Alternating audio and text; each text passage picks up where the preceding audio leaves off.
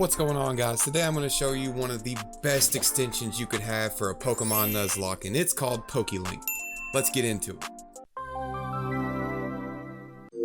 So to get things started, I'll go ahead and link all of this down in the description below. Go ahead and join the Pokelink Discord to get the newest releases from the developers themselves and to have any questions answered in an orderly fashion. First things first though, this is the screen that you're going to see when you first download Pokelinks. The first thing you're going to want to do is you're going to want to click up at the top right. It says add session. So you're going to click add new session, and then you have the option of an individual run or a multiplayer run. Either one can be done. For me, it's going to be an individual session, so I'm going to go ahead and click individual, and then you name it whatever you want. Like I'm going to name mine, it's Kagekame Derp Derp.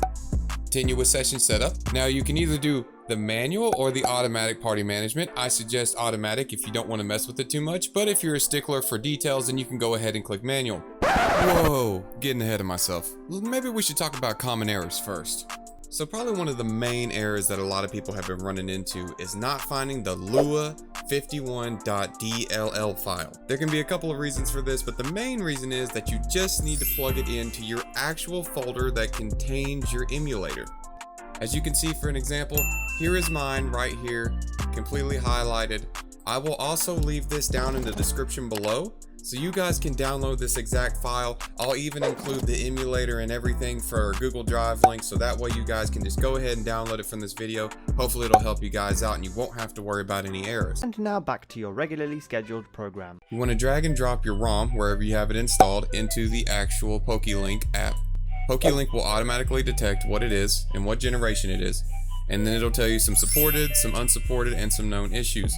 You can also uncheck this box right here for automatic party management if you'd rather do manual party management. And if Pokelink for some reason does not detect it, you can actually go through each of these and find out which gens you're playing. Next, after you hit confirm, you want to run DESMUME wherever you have it running. Here is the folder that I'm going to link down below. I am using a 64-bit window, so I click 64. Now it'll pull this up. It'll say load Lua script from your emulator. So when you pull back up DESMUME, you have it right here. It go to tools, and then you go down to Lua scripting new script.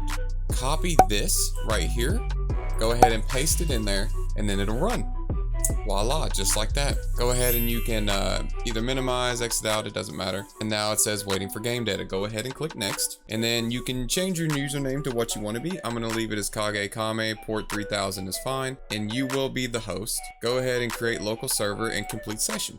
And here is the beginning of your session. Now these features to the left are all the awesome features that Pokelink has to offer. Of course, your server settings, players, and your party, which is going to be your 6 Pokemon in your party. You have the badges, which you can update as a web source, and then that way when you get a badge, you can click what badge you just obtained and it'll highlight it in OBS or Streamlabs, either one. Yeah, boy. Of course, you have the Pokédex, which you can search any Pokemon in the entire Pokédex. And then of course, here's your web sources.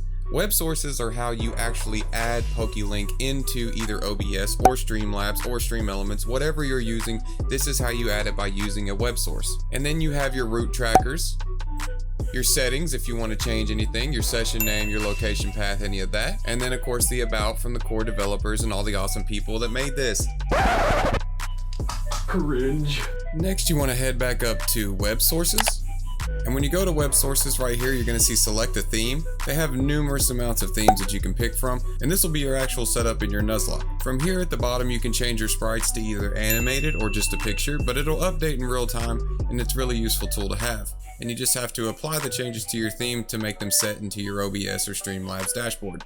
I plan on making more tutorials on in-depth features on Pokelink, so if there's any that you guys need to know or want to know, go ahead and leave them in the comments below. I will answer anything that needs addressed, and I will help you in any way that I can to get your Pokemon Nuzlocks looking awesome. I also recommend this video from one of the developers themselves for a more detailed tutorial on how to plug it into OBS. Once again, it's been Kagekame, your content guru, and I hope you guys have an awesome day. Let's go ahead and make some dope Pokemon Nuzlocks.